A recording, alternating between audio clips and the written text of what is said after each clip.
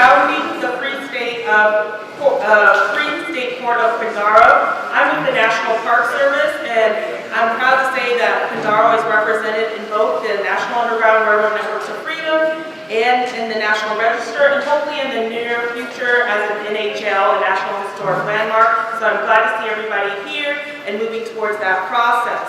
I'd like to introduce you to our three panelists today. Our first is Nicole Etchinson. Nicole Etchinson is the Alexander and Bracken Professor of History at Ball State University. Her area of expertise is 19th century United States history, and she teaches courses on the Civil War and Reconstruction, Indiana history, and the memory of the Civil War. She is author of A Generation at War, the Civil War Era in the Northern Community, which won the 2012 Avery O. Craven Award from the Organization of American Historians, and Best Nonfiction Book of Indiana from the Indiana Center for the Book at the Indiana State Library. A Generation of War studies Putnam County, Indiana, in an effort to understand how the war changed and did not change the North. She has also published Bleeding Kansas in 2004 and The Emerging Midwest in 1996, as well as numerous articles on the Civil War and Midwestern history. Her presentation is entitled The Homestead of the Free, Freedom and Prosperity in Quindaro, Kansas. Our second panelist is Larry Haynes. Larry Haynes studied architecture at the University of Kansas. He was employed as a planner in the planning department of the city of Kansas City, Kansas from 1967 to 2010. Stayed for 2 years of military service in 1968 and 1969.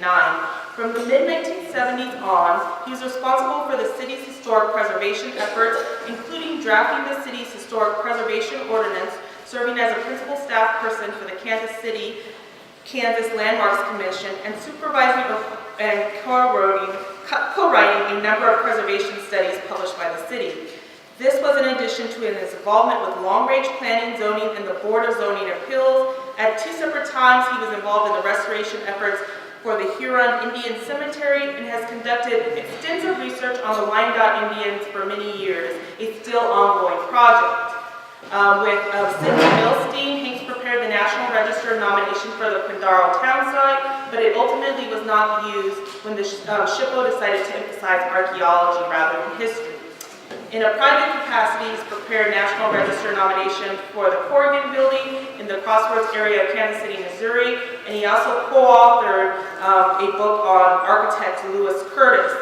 Since retirement, his involvement in historic preservation has been largely limited to the restoration and rehabilitation of two small arts and crafts bungalows, which he and his wife own in the Hanover Heights Historic District.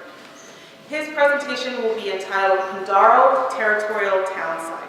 And last but not least will be Ian H. Monroe. He's an emeritus professor of English at William Jewell College in Liberty, Missouri. He has published articles, reviews, and interviews on African, Caribbean, Canadian, and Moroccan literatures.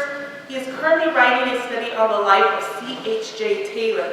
His article, C.H.J. Taylor and Black Empowerment in Post-Reconstruction, Kansas, 1877 to 1887, appeared in Kansas History, autumn 2017.